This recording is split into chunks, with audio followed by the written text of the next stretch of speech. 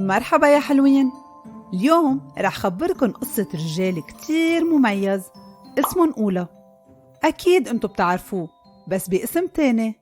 نقولة ولد من زمان كتير حوالي سنة 270 بعد الميلاد ببلد اسمه اليوم تركيا.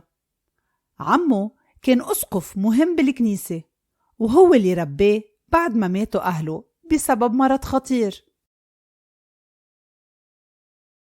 تأسس نقولة على الإيمان المسيحي بمساعدة عمه وتعلم كيف يصلي ويساعد الفقراء، ومن هو وصغير كان يحب الله كتير وكان شخص كريم وطيب.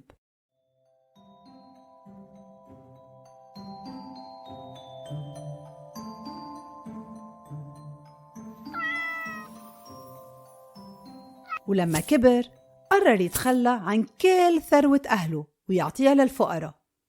بعد فترة صار كاهن وبعدين صار رئيس دار، وبالنهاية اختاروه تيصير أسقف ميرا مثل ما كان عمه لأنه الكل كانوا يحبوه.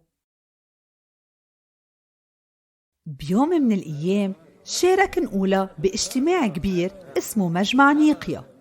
بهالمجمع اجتمعوا الأساقفة من كل دول العالم تيحكوا عن يسوع. من بين الموجودين كان في رجال اسمه أريوس عم بيقول إنه يسوع مش إله بس مجرد إنسان مميز. لما سمع القديس نقولة هالكلمات وقف قدام الكل ودافع بشجاعة عن ألوهية المسيح. وبفضل هالاجتماع المهم وعمل نقولة البطولة قرروا الأساقفة يكتبوا صلاة حلوة اسمها قانون الإيمان، وهي الصلاة اللي منعلن فيها إيماننا المسيحي ومنقول إنه يسوع هو إله وإنسان بنفس الوقت وإجا تيخلصنا. تعرفوا أنتوا قانون الإيمان؟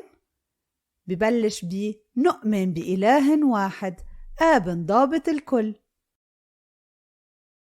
بفضل القديس نقولة صار في كتير عجايب.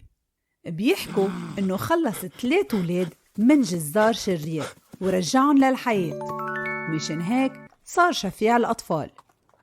كمان بيقولوا إنه كان يمشي بالليل بالشوارع مع حماره الصغير ويوزع هدايا للأطفال الفقراء من دون ما حدا يعرف إنه هو.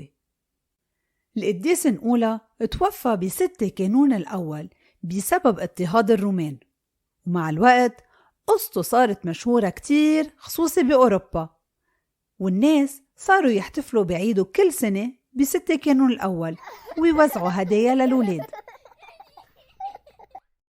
ولما هاجرت عيال هولندية على أمريكا من زمان حملوا هالتقليد معهم، وهون صار القديس نقولة اللي كانوا يسموه سنتر كلاوز هو نفس الشخص يلي منعرفه اليوم باسم سانتا كلوز أو بابا نويل. وهلأ يا حلوين صرتوا تعرفوا مين هو بير نويل حقيقي؟ باي أصحاب يسوع.